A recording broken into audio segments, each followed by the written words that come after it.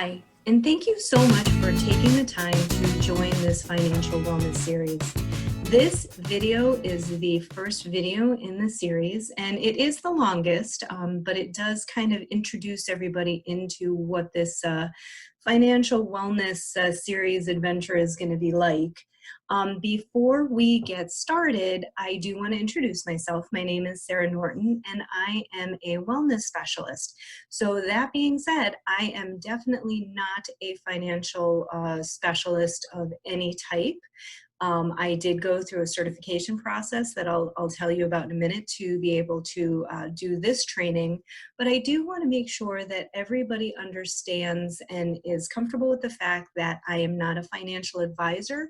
The information that's being presented in here is just basically general guidance, general information, is not for your specific situation per se, and any action that you take, you may want to consult with somebody who is actually a financial specialist. But with that being said, before we dive in, a question that I'd like you to just kind of keep in your hip pocket, to really try to understand where your mindset might be when it comes to financial wellness. Ask yourself, if you could improve your financial life by 25%, what would that look like? And then ask yourself, what are the barriers that are preventing you from making that change? And if you have a chance to write down a couple of things now, to see what your thoughts are at the start of this presentation, and then maybe what your thoughts are at the end of the presentation. So before we get going, in order to qualify to be able to do this training, I did take place in an entire certification training program that was put on by the National Wellness Institute as well as the Foundation for Financial Wellness. And so the certification program that I went through, I had to take all of these modules. I had to go through and I had to understand and take all of these modules. However, because those last 4 bullets require specific training and certification to be able to provide any kind of advice or any type of real specific guidance, this particular training really only goes into the first 2 bullets. So I just wanted to make you aware of that, so that yes, I did go through the entire certification program. I am only certified to work on the first 2 bullets. So that being said, there are 3 primary outcomes to this next section that we're going to go over. We're going to consider some of the thoughts that might be preventing your personal financial wellness. We're going to evaluate a method for changing those thoughts, and then create a plan to change those thoughts and improve your financial wellness. So it's really important to know, no matter your age, no matter stage, financial position in life, being preoccupied with finances is common. And we might not be able to change our financial situation right away, but we might be able to take a look at our thinking. And so just as a little bit of tidbits, 70% of workers say their financial stress is their most common cause of stress. About 48% experience stress when dealing with their financial situation. 60% of households don't have 3 months of savings on hand. And I think that hit a lot of us very hard with some of the situations that we've been facing over the past few months. And then 35% of people have debt collections reported on their financial credit files. So when you think about money and think about what are the things that sort of preoccupy you and you worry about with money. Like I said, it doesn't matter, I think, in certain circumstances, where you are in your financial journey. somehow finances always seem to sort of creep into whatever it is we're thinking about. Are we managing our 401k appropriately enough? We have, enough for retirement, or are we trying to figure out how to stop living paycheck to paycheck or paying off school debt? So really, a lot of times, doesn't matter where you might be, as much as knowing that that is something that a lot of people are concerned about. And I thought this was really interesting, not only from a financial wellness perspective, but also from a general wellness perspective, that scientists estimate that the average person has 50 to 60,000 thoughts a day. And then when you break that down, of those thoughts, 90% of those are repetitive. And what science has shown is that a lot of times, the brain is going to go for the path of least resistance. It's not looking for something new. It's looking for what's comfortable and, what's familiar. So, if it's not going to be trying to, work harder and take those 50 to 60,000 thoughts and have them each be new. But then the scary part of that is 70 to 85% of those repetitive thoughts are negative. And that is, that's really kind of hard to think about. But if you pay attention to some of your thoughts during the day, oh, I'll never, start that exercise routine. So I'm just not, why even bother going for a walk? You start listening to some of those thoughts that are going through your head and you're like, oh, they really are kind of repetitive, aren't they? And so in that kind of general mindset, there are specific thought distortions around money. And so part of the Financial Wellness series, you are going to have access to a general thought barriers worksheet. And, even though you might not really be aware of the thought barriers that you're putting up, these are very, very common types that will commonly occur. And, the first one is should thinking, right? The creators of this program like to call it, I'm shoulding myself to death. And it's something like, I should have more money saved before I speak with a financial professional. I should know better, so I don't, so why even bother? And then there's going to be things like magnification, where you might be like, it's going to take me forever to pay off my debt and it's impossible and I'm not going to deal with it. Just not. The disqualifying the positive. So what if I save some money? I still haven't saved enough money. And then of course the lovely all or nothing. I don't have any I don't do any investing. I'm not a financial expert, so I would only mess things up. So why even bother, right?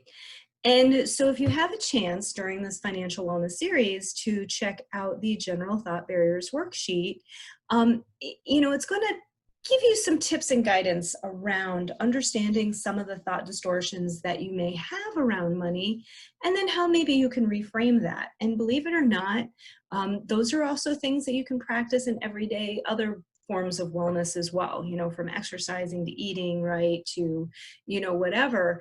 A lot of it has to do with combating the thought distortions that we have already preconceived. So the institution, the National Wellness Institute, has what they call these 6 dimensions of wellness. So you have emotional, occupational, physical, social, intellectual, spiritual. These are what they consider sort of the main pillars of wellness. And when you look at these pillars, there is not one part of one of these pillars that finances or financial wellness does not impact in some way. And so when you think about, if we're going to sort of dive into, well, what do we need to do? How do we need to understand this? The best thing to do, just like with any other wellness activity, is to take one step at a time and to be able to ask for help when we need it.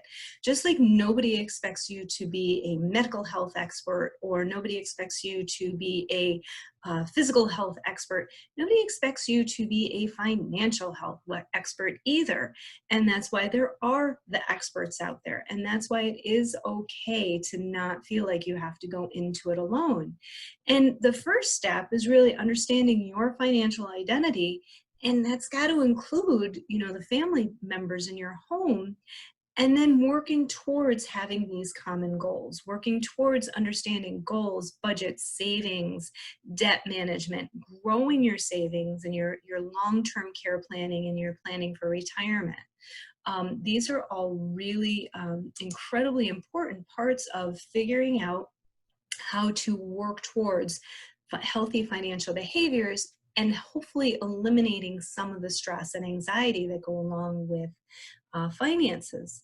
So when we're talking about like trying to figure out like what are our financial behaviors, what is our thought process, this particular training likes to look at this thing that they call the know and do scale, right? So the first thing that they ask us to do is to rate ourselves on a scale from 0 to 10, where 10 is I know the most, is how much do you know about money? Like if you were going to honestly rate yourself, how much do you feel you know about money? And then how well do your actions align with what you know about money? So you might rate yourself as an 8 for knowing about money, but maybe you're only going to rate yourself a 3 for how your actions actually align, or maybe vice versa, but so take a chance and like just really understand this know and do scale is going to show up a few more times. And so like really taking an honest look. And then this is where it can be really difficult as well, is if you have a financial decision-making partner in your home, in your life, sometimes those are not pleasant conversations. And so if you're objectively looking at your partner, how much do you think your financial decision-making partner knows about money? And then how well do your financial decision-making partner's actions align with what they know about money? And sometimes that can be very uncomfortable. It's not an easy conversation to, try to talk to your financial partner, and knowing that you might be on different areas when it comes to money. And so, really kind of assess those two questions about yourself and about your partner. And where does that fall? And then what are some of the actions that we're going to need to take in order to maybe align those a little bit better? So now we've got a little bit of a perspective on maybe a misalignment between knowing and doing and how those could potentially create negative thoughts.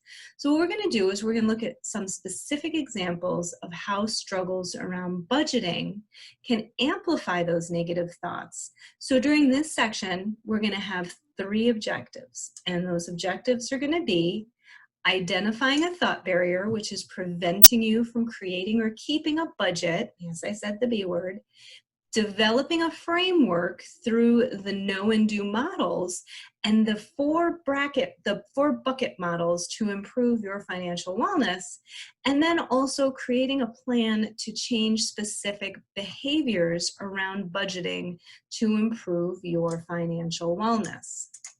So in this slide, a question to ask yourself is, do any of these sound like you? Are you somebody that, when you hear the word budget, it means you're being deprived and it makes you uncomfortable? Or you feel like, I have enough money to pay my expenses, I don't need a budget. Or I just don't have time, budgets are just too labor intensive. Or somebody, who likes to use a budget and, finds that, comforting to be able to do? Or are you somebody who's tried it and was like, this doesn't work, I don't like it, so I'm not doing it?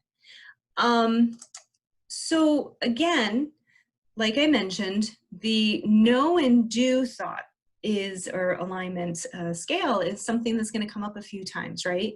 So if you look at how your thought patterns are created around items like a budget, which can directly impact your final wellness.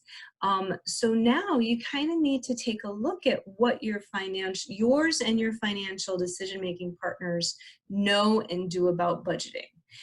For example, do you have a budget? Do you have a tool that keeps track of your spending? Do you know what levels of spending are appropriate for clothing, food, housing, paying off your debt?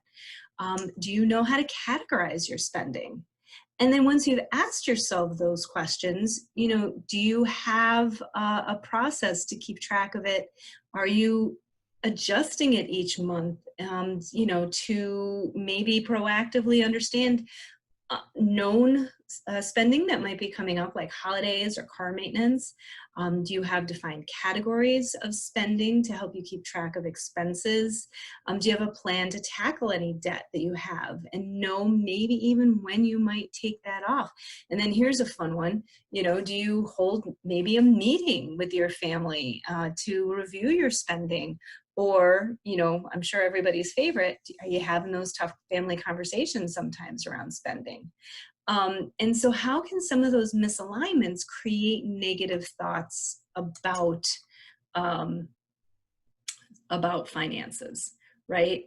And the one thing that, I really am hoping that you might be able to take away from this is that a budget is really not a dirty word. A budget is actually, what is your spending plan? A budget actually allows you to have a little bit more freedom because you'll know how much money you actually have. It helps you to create some realistic expectations and really good understanding of where your money is going.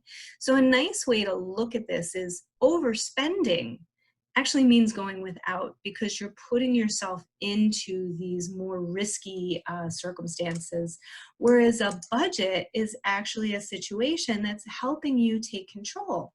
I don't know about you, that I'm a little bit of a control freak, and I like having that security blanket. I'm definitely somebody who was not. My husband and I think when we married, had very different thoughts about budgets. I was definitely on the team budgets are a bad word camp, and he really has helped me to understand how that a budget can really provide that little sense of security to know that I'm not going to do something that's going to put myself or the family in jeopardy by maybe making a rash decision, not understanding what the full consequences might be. So, I know everybody's situations are different, but I kind of look at it as I have an opportunity to have some control over this particular part of my life. So we talked about a little bit of the thoughts that might prevent us from, some of the financial wellness and what a budget is. So some practical ways to overcome some of these thoughts is understanding that I think we all have a vision for our family and for our self-sufficiency. And we have goals, like we want to be healthy and safe. We want to be able to retire. We want to be able to, maybe help our family if, going to school, or maybe, when they get out of school, helping them find a place of their own. So how do we really try to figure that out?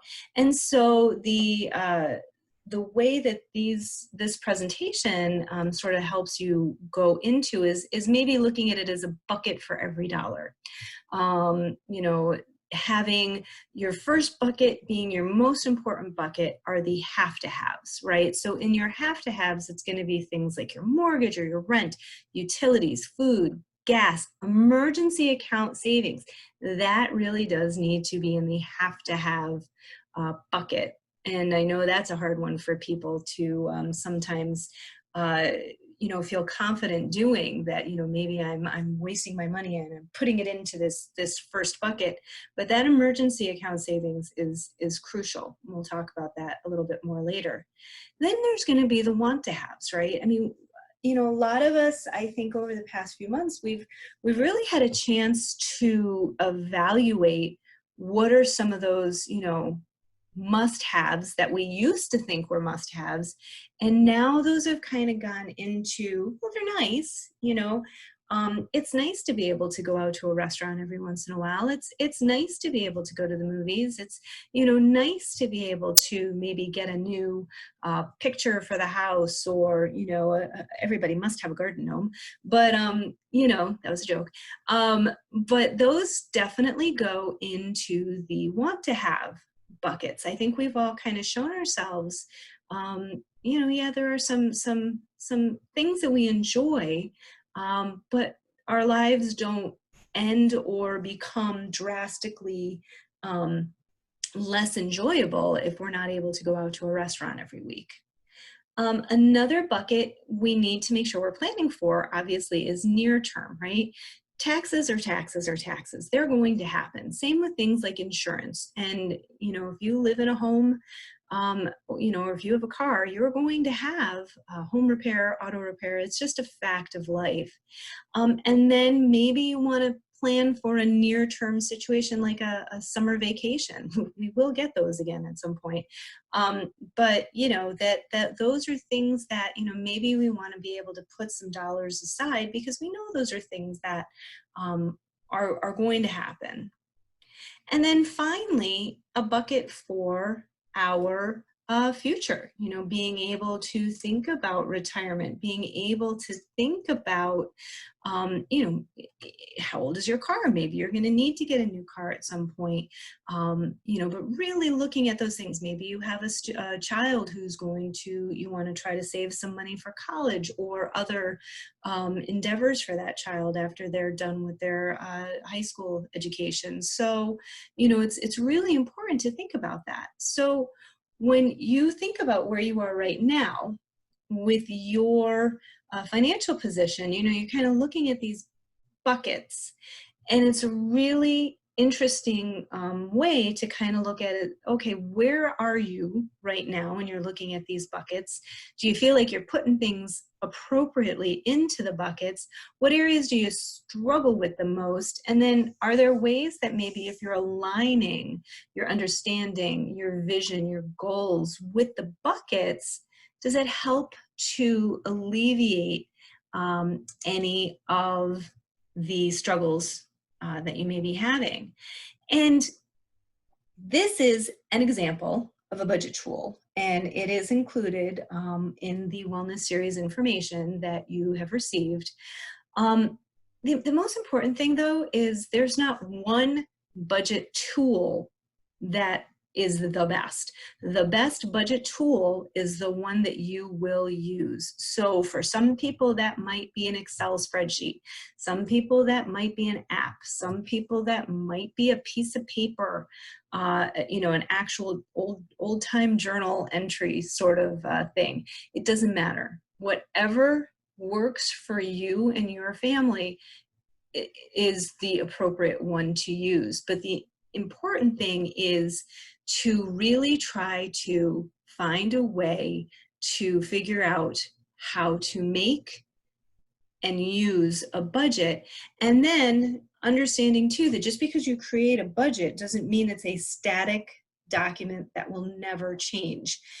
Stuff happens. And so it's important, maybe in the beginning of having this budget to sit down, maybe every weekly or bi-weekly or at least monthly, to make sure you're looking at your budget. Were there things that were unexpected? And then how do you adjust your budget? So it's a really wonderful tool to help you to be able to see where your money is going and to see how you can make sure you're adjusting maybe where you need to. So this next section has three primary objectives. So the first one is to understand the phrase financial emergency, to recognize that when we don't define a financial emergency, or if it's not in sync with your partner's definition, that could lead to some negative patterns, and then creating a framework for decision-making around financial emergencies.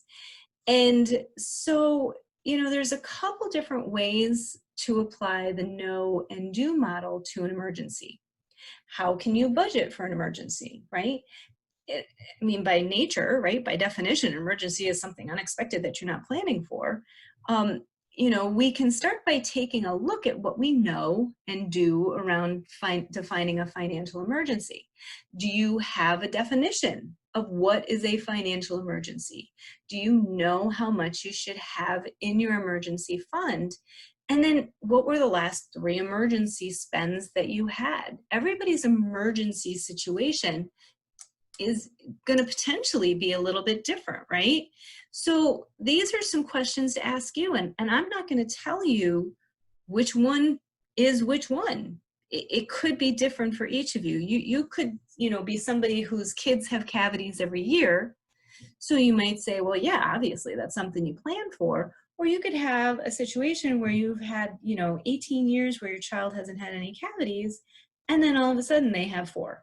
So there's really not a yes or no that this should be. It's more, have you had that conversation with your family?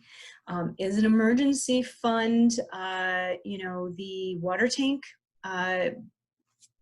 just goes and you need a new one? Or, maybe in some families it might be, well, the Penguins are in the playoffs again and I have to go see I have to go see it. That's more in my household, but that's another story. So, I think these are things that you need to understand. And when you, have an actual number in mind, I think the rule of thumb is, to at the very least try to have $1,000 put aside. But, and another thing too is there's emergency fund and a rainy day fund, and those two should not be mixed up. An emergency fund is really one of those things that you want to try to build up.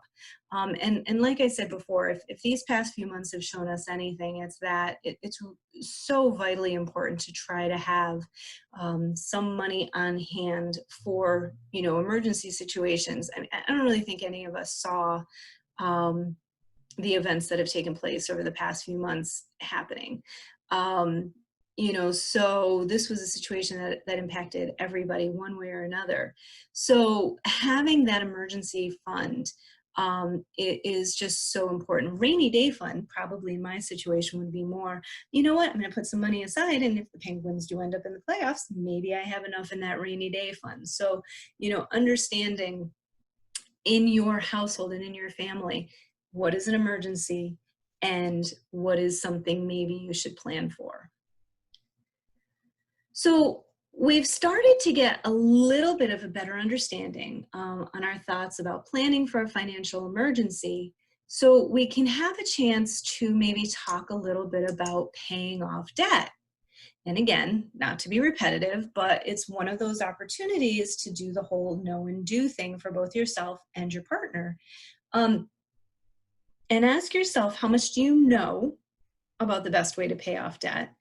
And then how much do your actions actually align with what you do about paying off debt? Do you know what the fastest way to pay off debt is? How do you plan on paying off your debt? And, again, always having a few, pieces of statistics and information. The average of 3.7 credit cards per individual. There's about $10,000, the average amount of debt a household has of debt. The average household with credit card debt owes about $16,000. And then that's a lot of debt. That's a lot of zeros of consumer-related debt. So as a part of the certification program I went through, the Foundation for Financial Wellness has an approach to setting up an emergency fund and paying off debt. So I'm going to play their information for you so you can hear it directly from them. Now, I want to call out a really important point here. There's some debate in the financial education world whether you should pay off your consumer debt prior to saving, including an emergency cash reserve, or should you get your emergency cash reserves funded first before you begin attacking your debt? Now, because of our behavioral finance approach, we take a bit of a different approach.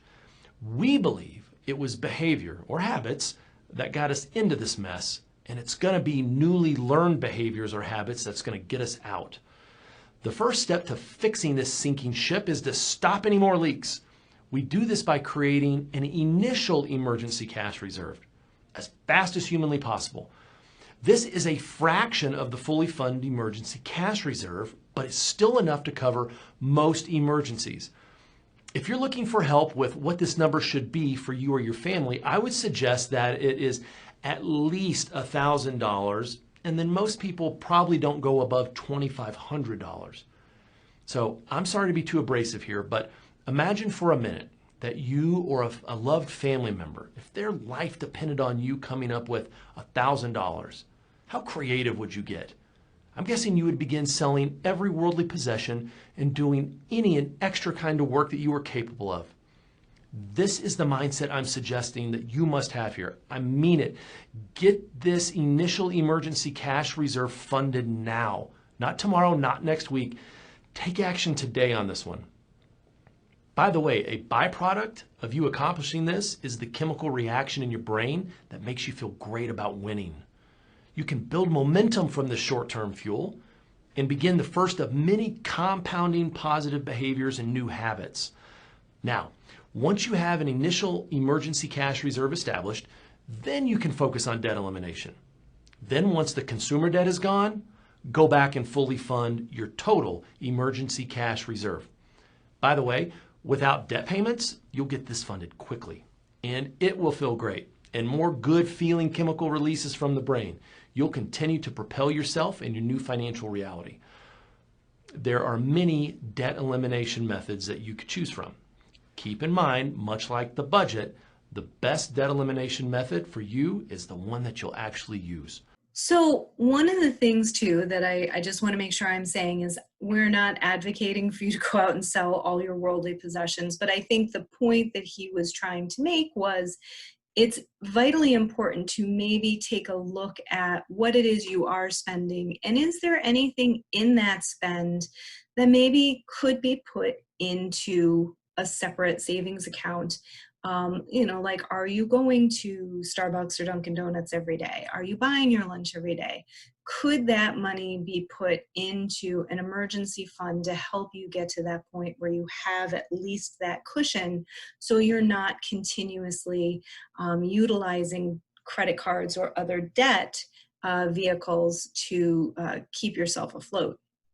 So before we talk a little bit about different ways of paying off debt, if you look at this example, you might look at this example and say, if I said to you, which one should you pay off first?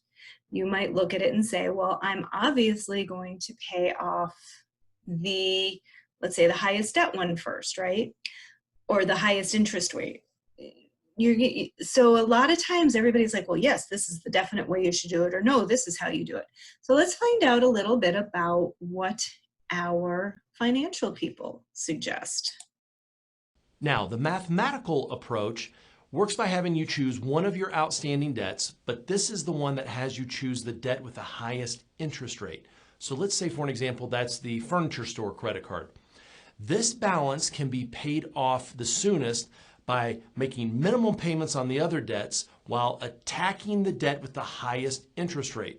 So once that furniture store is paid off, then you take those monthly payments and apply it to the next highest interest rate, which you've been making minimum payments on until then. That one's paid off, move that to the next, and so on and so on.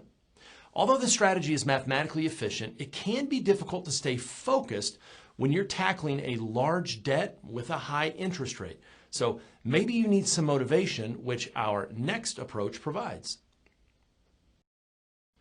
Okay, the smallest to largest, or the snowball method, it works by having you choose one of your outstanding debts, the one with the smallest balance. Let's say it's just one of your credit cards.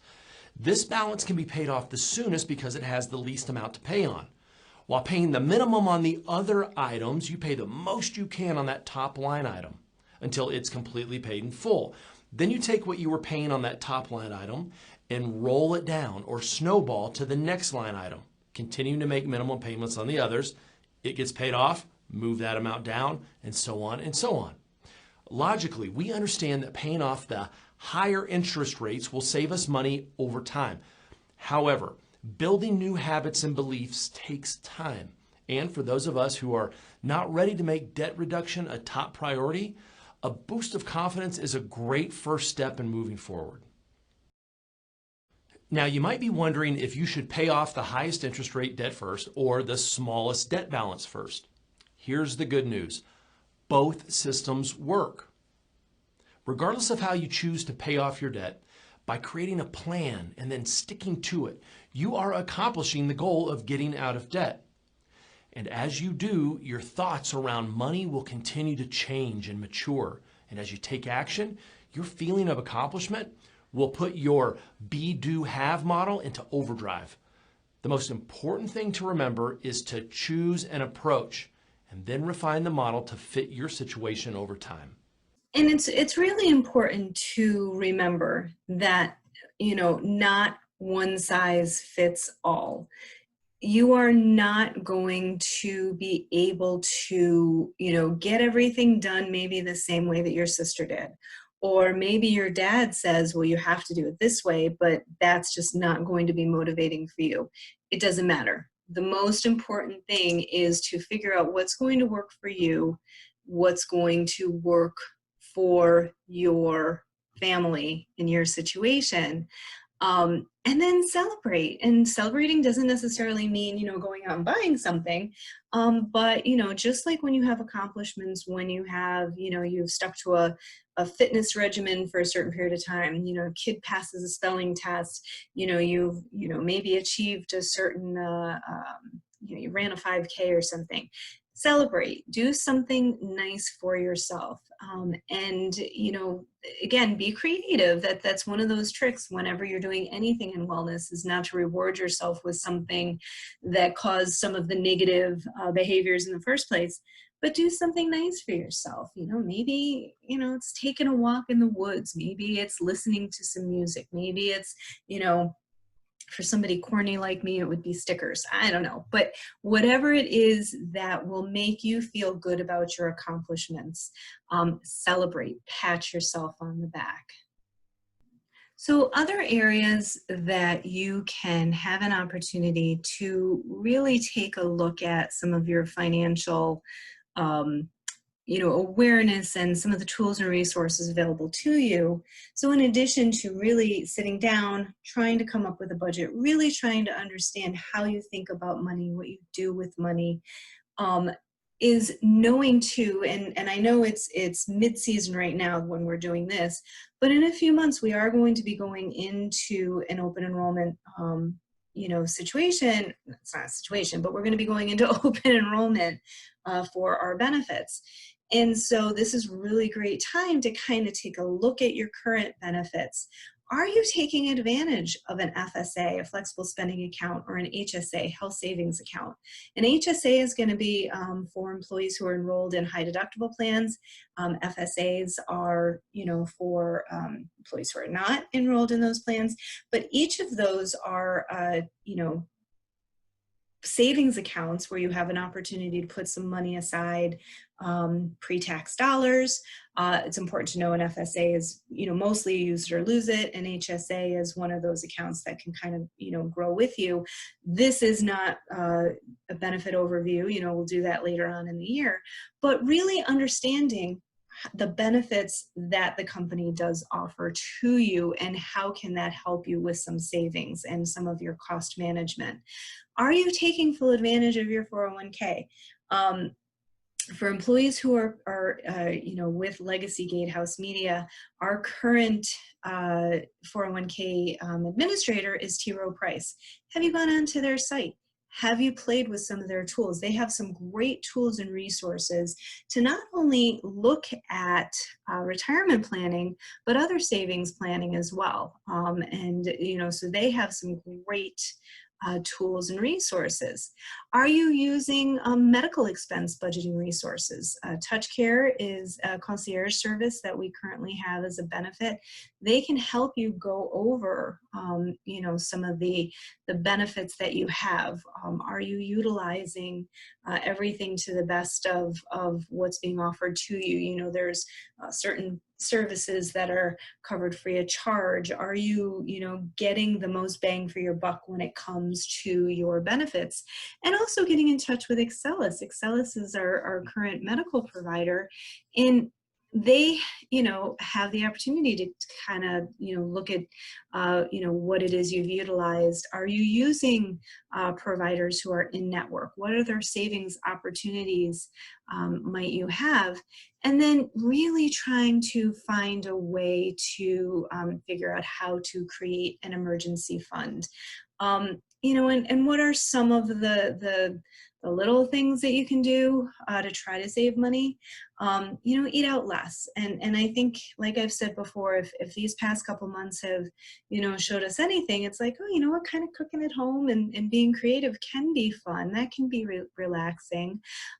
If you're somebody who has certain things that, you bought a lot of, but you just don't use them anymore, maybe try to sell them on eBay or, some of those other, places where you can sell used things, have a garage sale, whatever. Make lists when you go grocery shopping, so you're maybe going to have less opportunity for impulse buying. Manage your subscriptions. This is a huge one. I don't know about you, but if I want to watch a movie, and I might click the HBO 7-day trial, and then do I forget about it? I try to do an audit of my subscriptions, at least once a month, every couple months, and I'll find something I'm like, oh my gosh, I totally forgot that I had signed up for that free, Prime reading, subscription. I don't use it at all. So, making sure that you're kind of paying attention to all of those. Again, smoking or vaping are very expensive habits to have. There are some great resources out there that we offer as well as other places offer to try to, reduce that cost. It's amazing when you think about how much money goes into those habits. The library, my kids a lot of times will roll their eyes at me when I say, if they ask for a book, and I'm like, well, let's go see, we'll go to the library, see if they have it. Because, I go through books very quickly. My kids go through books very quickly. So, you're spending a bit of money on these books and you don't have them for very long. Trying to use some price comparison apps. There's some great things of those out there. Planning ahead for holiday shopping. That's very helpful too, especially, if you have a big family or that, you have young kids or even teenagers who are going to want certain things.